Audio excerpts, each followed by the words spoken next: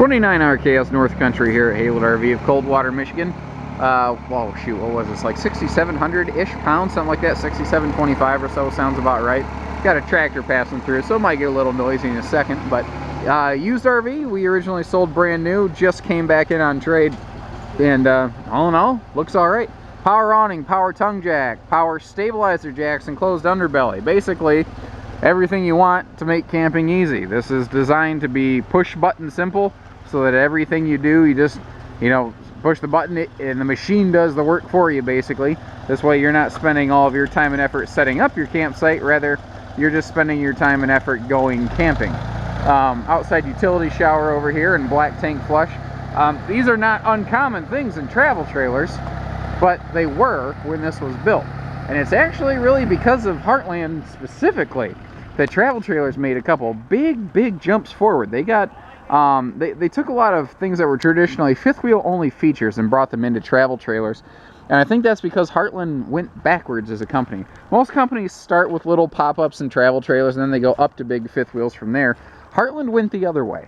Heartland started with really large, tall fifth wheels and big guys, and then they went into travel trailers later to grow their market share. And as a result, a lot of that mentality from the fifth wheels kind of, the old trickle-down policy, it kind of worked here. Roof ladder, by the way, to get up to your walkable roof deck to maintain things. And this is a slide-out rear bumper. If you see, you've got that little silver pin right there, and you can kind of see the black tray. That pulls out to be about a 2-foot deep storage tray that'll let you use like a light-duty cargo rack right there. You see it is your spare tire holder. You do not need to remove the spare tire to get to that, by the way. And hey, aluminum wheels, because everybody knows that it looks better when it's a little shinier. Let's hop inside for you. The weather's starting to turn on us today, so I had my handy-dandy camera shielding device with me, spring-loaded, action-packed, kung fu grip, all that good stuff. Okay, so a couple unique things as soon as we step in here. This is extremely tall inside. This is 7 foot tall inside. That's 6 inches higher than the average travel trailer, and an extra 3 inches taller than the best-selling travel trailer out there, which is the J-Flight by Jayco. That was really the guy that they were gunning after. I mean, naturally, if you want to succeed, you go after who's number one. So they looked at what J-Flight was doing and said, where are they going right? Where can we improve? And one of the things they thought was, man, if we added a little bit more interior space, we could make our slide-out rooms taller. We could add extra storage above the refrigerator and below the refrigerator and oven, because now we have more vertical space to work with. We can have extra tall showers. And it was a business model that worked really well for them for a long time. The sofa here, by the way, has a little pull-out storage drawer below that. That is an airbed, hide-a-bed sofa. I have not checked to see if the air mattress itself is still in place. If it's not, that's like a $20 Walmart fix. It's not the kind of thing I get my head worked up over when I'm looking at a used camper. When I'm looking at a used camper, I'm looking around and I'm going, okay, was there a leak? Was it bad? What's the situation? And I don't see any of that here. We did a little metal repair work on the outside. Previous owners had rubbed a tree on some of the metal. We replaced all that metal banding. It was effectively in the above the bathroom area on this side of the trailer over here. So basically, 1 or 2 metal strips up here on the outside. Those aluminum strips we replaced. Other than that, it's pretty much exactly how we took it in. We do like to make sure things are right. We like to make sure that they're going to perform when you take them home. Really, primarily a couples coach, so we did swap out the booth when we first built this for a freestanding table, but it does have an extension leaf so you can entertain guests. This I love. I like rear kitchens because you get more cabinet and countertop space, but look at this.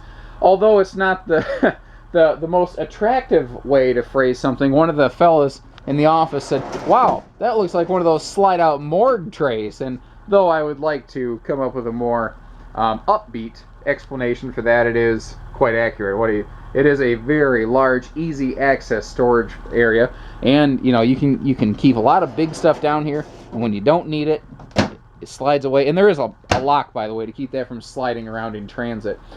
A couple outlets in the kitchen here so that we can run our appliances, and because this is extra tall, they're able to put in good sized cabinets, and lots of them, as well as good sized windows. A lot of rear kitchens don't have good window space in them. This doesn't suffer from that deficiency as a result of its extra height.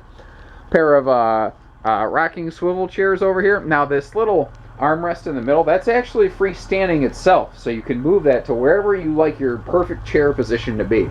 I like rear kitchens for this reason right here, this big window. People like rear living rooms because you get 2 chairs and a big window. Well, that's the reason I like a rear kitchen, but I like a rear kitchen better than a rear living room personally, because the window is looking out at your campsite. This is where your awning is located. This is where your fire pit is at. This is where the grandkids and the family and the neighbors are bopping around. This is the side of the camper you want to see. Most of the time, your rear living room camper is going to be looking at the back of the trailer parked behind you and at nothing that's fun to see. This one obviously doesn't quite have that hiccup.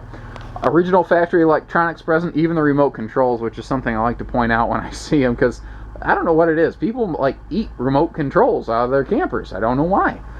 So flat screen with a all-in-one Bluetooth, or pardon me, not Bluetooth, DVD CD stereo system. This does have outside speakers, by the way, as well. As we come in here, this has a very spacious, very generous middle bathroom. I like that window there to give you some extra light, and of course you have a shade for privacy. But very, very large. This is a porcelain foot flush stool, and again, Heartland's one of the reasons that you see that type of stuff in travel trailers. Campers, travel trailers, typically just had, you know, a normal, cheaper plastic stool, and everyone said, it's a travel trailer, not a fifth wheel, that's okay. And Heartland said, well, whatever, we're going to put nice stuff in it, and that's kind of why a lot of guys have progressed forward. They're also some of the first to start putting showers in instead of tubs in travel trailers. We do have a sliding pocket door here, so you can close off the bedroom for privacy. Both sides of the bed have stands with outlets, but what's cool is you also have this recessed headboard with its own power outlet up there. So you have phone chargers and CPAP plugs and everything everywhere. This is great. And because it's extra tall, they have storage above the bed that's not going to cause you to smash your head on anything, and a little TV nook over here in the corner. Give us a call, 800-256-5196. Heartland RV of Coldwater, Michigan. Take care, stay safe, happy camping.